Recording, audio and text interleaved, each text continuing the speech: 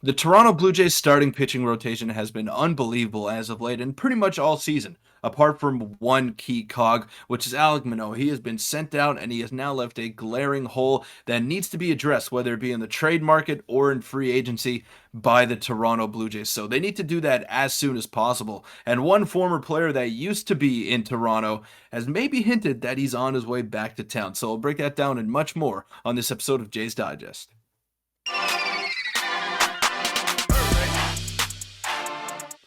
What's up, Jays fans? I'm your host, Peter Vryonis, alongside host Nick Gosse. Now, I want to thank you for all the support that we've gotten on all these videos lately. The Jays have started rolling, but the big news hasn't been what they've been doing on the field. It's been what's going on off the field, whether it be Alek Manoah, whether it be trade rumors. We got you covered for all things you need to know Blue Jays.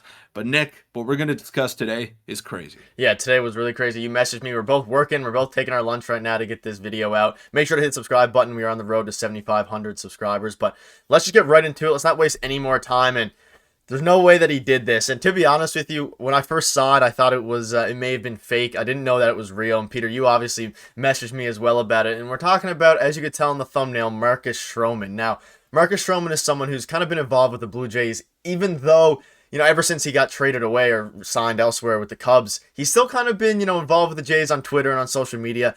And yesterday, a tweet came out, you can look at it here, by the Leafs fan. He said, "Enough time has passed, things happened. If the price is right, given the current construction of the teams and the direction that they're in, I'd gladly welcome back at Marcus Stroman to the Jays if there was a trade to be made. Him, Gausman, Bassett, Barrios would be huge."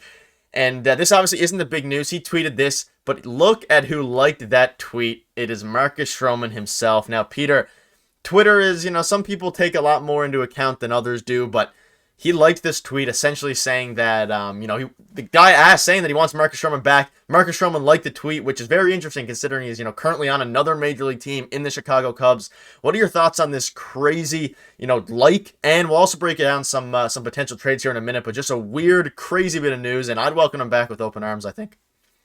Yeah, I mean, I'm right there with you. How could you not welcome back a guy who's probably leading the National League right now in maybe Cy Young voting Yeah. or even the ERA title right now? He's been lights out. He's got a career 3.5 ERA, so I would welcome him back with open arms. And imagine adding him into this rotation as opposed to say Bowden Francis, who's set to make a start on Sunday or whatever. So it's going to be interesting to see how this plays out. Obviously, his relationship with Ross Atkins and the Blue Jays front office is not great, and they traded him away for not much. They got Simeon Woods Richardson in return and Anthony Kay from the New York Mets years ago, which is when Marcus Stroman was in his prime. So I feel like they could have gotten a better haul, and they're probably going to have to give up even more if they want to get him back this time around. So it'd be interesting to see him there. And I'm just shocked that this is not like illegal under MLB rules. I know, that there's no tampering pretty much in the major leagues, but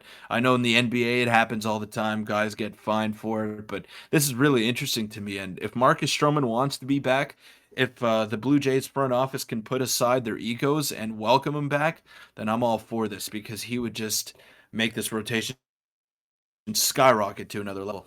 Yeah, and the Cubs aren't really competing right now. We'll get into some of the actual, salary stuff here in a minute, but it would make total sense for the Cubs to trade Marcus Stroman. They save $8 million in cap if they trade him, which obviously will drive up the price as well. And like you said, the free agent market right now is very, very dry. Looking at his stats and his career stats, you can see his first, 6 years or whatever it was, were with the Blue Jays. Great ERA throughout his whole career, and ever since he left the Blue Jays, he's had a phenomenal ERA, and obviously a lot of Jays fans probably aren't keeping up with him as much maybe this year, but he has a 2.39 ERA. He has a 3.1 WAR, which is incredible. I think it leads the National League, or is up there in leading the National League.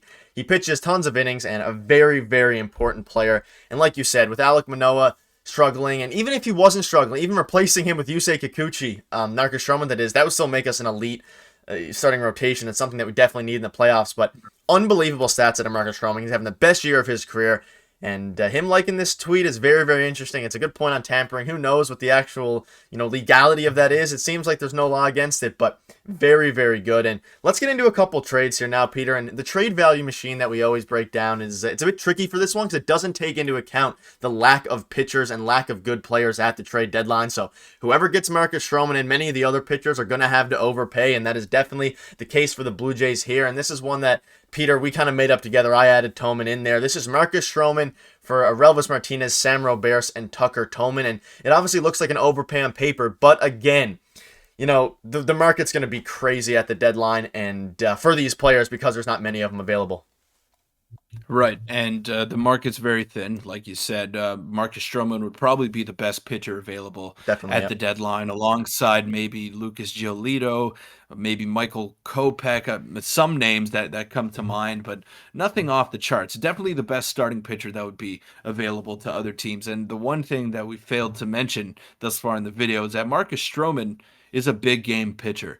He Yep. is someone that is clutch. He is playoff proven, World Baseball Classic proven. He is ready for the big game. He's got a knack to pitch well and elevate his game in those big moments.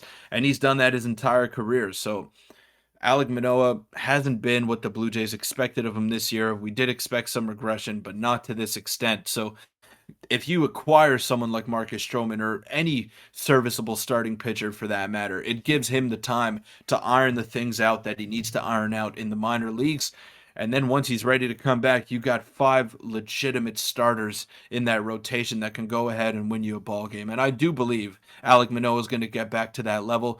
He just needs to iron some things out and maybe work on his conditioning and his game plan overall with the pitch clock in the minors. Yeah, I agree. Pitch clock is a big thing, and like you said, again, it looks like an overpay. Of course, the Cubs want infielders rather than outfielders, a lot at the outfielder spot. So Relvis Martinez, who's quietly turning his year around a good bit in the minor leagues, getting his average up. He hits for absolute power. Sam Rivera's a nice prospect, and Tucker Tolman is pretty highly valued as well. And Stroman up there with a 9.8 value. But this is another one that I made up here. Now, who knows? And Peter, we talked about off camera that if you're the Cubs and you're trading with the Blue Jays, you're probably going to want one of their marquee prospects, probably one of their top three prospects in the system. And the Jays system isn't loaded by any means. Of course, you have Tiedemann and Barriera, who's their second-rated prospect. But here you'd be giving up a Relvis and Barriera, probably an overpay, yes. But again, Stroman is an amazing pitcher, and it's going to take something like this, whether you like it or not as a Jays fan, just because of the market. And that's the key thing here. In another year, maybe even last year, probably would only take one of these guys we're looking at below. But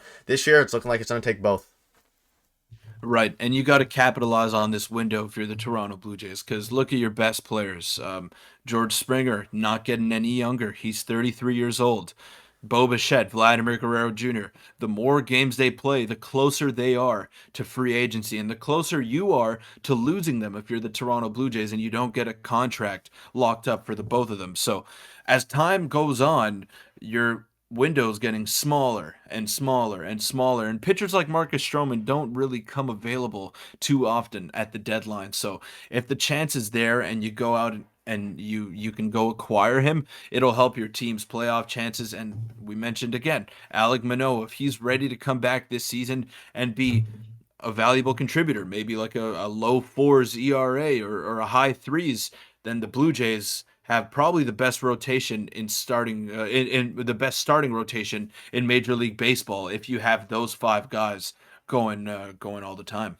Yeah, and again, the team is still young. We need to lock in those contracts. So the window it is shrinking, but a good point now is that our core right now, obviously they're young, but people like George Springer, even some of our starting pitchers, are you only have a couple more years, Kevin Gausman, so take advantage of the window you have now where you think you have a World Series team, because if you only play it safe, then, it's never going to work out. But I don't know. Very, very interesting topic. Any little final thoughts before we wrap up? Just a very crazy piece of news. We had to get a video out, and maybe, just maybe, we'll be talking about this in a month or so with Marcus Stroman. Yeah, the Jays have been backed into a corner now with Alek Manoah's struggles. They need to do something, and they need to do something quickly. I know that they can have maybe a couple of bullpen days every now and then with Bowden Francis and maybe Trevor Richards as an opener, but you can't go through the rest of the season with just four starting pitchers, and you don't know when Manoah is going to be ready to return to major league action. So if the right trade is out there for you to make, and you got to overpay a little bit to help your team in the current present time, then you got to go ahead and do it. So the Jays might have to overpay, but we're going to be covering every move that they make. Yeah, let us know what your thoughts are and maybe leave some mock trades down below. But that'll wrap up the video. Make sure to hit the subscribe button. We'll see you tomorrow.